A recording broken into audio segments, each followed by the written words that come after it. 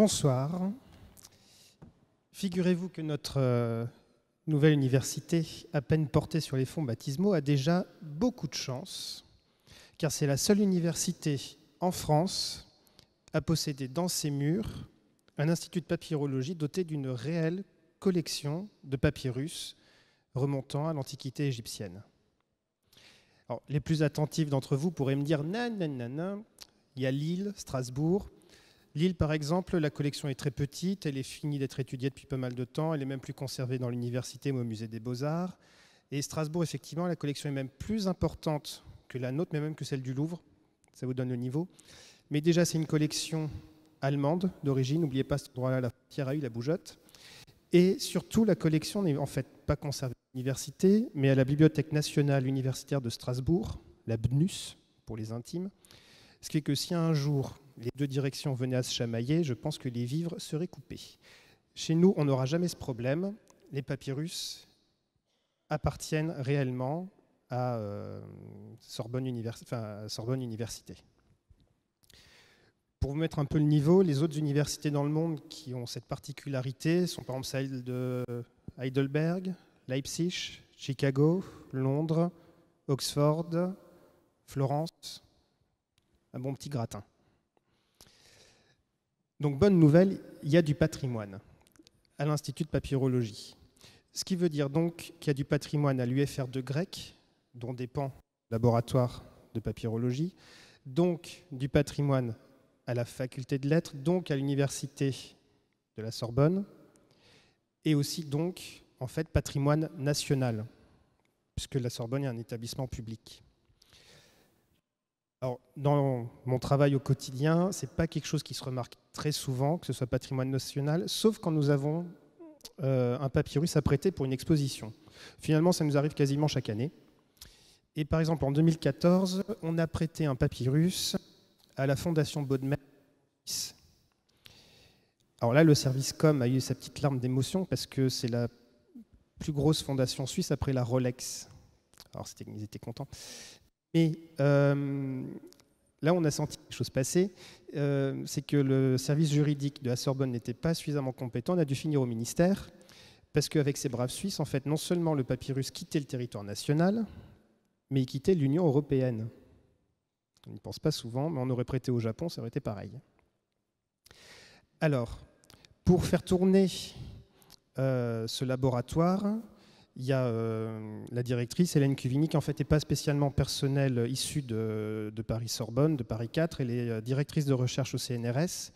Et c'est elle qui s'occupe des cours en Sorbonne, du séminaire de recherche et de l'encadrement de ce qui est master et thèse. Et puis, vous le sentiez venir, il y a moi.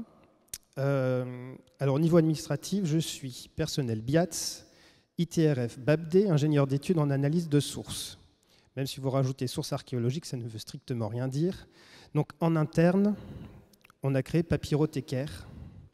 C'était plus parlant, parce que dans les faits, je suis le conservateur et restaurateur de cette collection de papyrus. Vous savez tout à fait que dans cette université, on étudie le latin et le grec depuis Robert de Sorbonne, donc les papyrus en latin et en grec. Il y en a déjà beaucoup de publiés.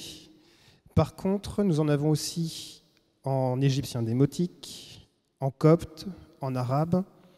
Et ça, vous le savez, vous le devinez, ce n'est pas des langues qui sont étudiées ou étudiables à Sorbonne Université. Donc là, on travaille avec des chercheurs français ou étrangers qui appartiennent par exemple au CNRS ou ce genre de choses. La collection de la Sorbonne a une autre particularité. Elle est constituée de différents fonds, mais le premier fonds historique, qui est le fonds le plus important, comprend en fait des papyrus qui n'ont pas été trouvés tels quels comme ça lors de fouilles, mais de façon indirecte. C'était des papyrus réemployés dans des cartonnages de momies. À une époque, entre le -3e et puis le 1er siècle avant Jésus-Christ, il y a une mode de faire des momies un peu low cost, parce que tout en camon, ça revenait cher, en faisant en fait un système de papyrus mâché. Vous connaissez le papier mâché, ils ont fait pareil à un moment en recyclant des papyrus mis au rebut. Donc avec ça, on confectionnait des masques, des plastrons, des sortes de pantoufles d'un goût exquis. Et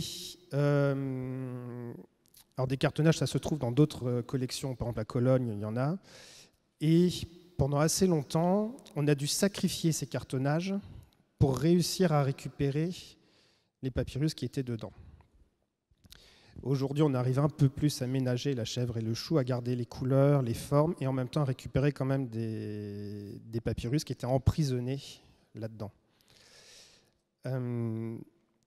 Et grande nouvelle, dans 48 heures, ce n'est pas une galéjade, c'est le hasard du calendrier, nous allons avoir la chance de commencer une ERC. Alors pour ceux qui n'en ont pas, European Research Council. Donc en fait, pendant 36 mois, on va avoir beaucoup d'argent pour faire un peu plus de choses que d'habitude et des choses plus compliquées. Notamment, il restait encore des cartonnages qui n'avaient jamais été dépouillés, si je puis dire.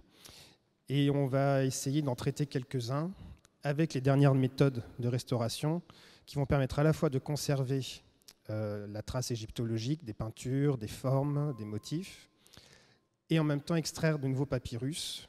Pas qu'on était en manque, il y a seulement la moitié de la collection qui est éditée jusqu'à présent, mais ça va apporter encore de nouvelles choses qui vont sûrement faire avancer la science, au moins de l'Antiquité. Alors, il y avait un petit regret, comme vous voyez, cette présentation, on ne pouvait pas utiliser de support de projection.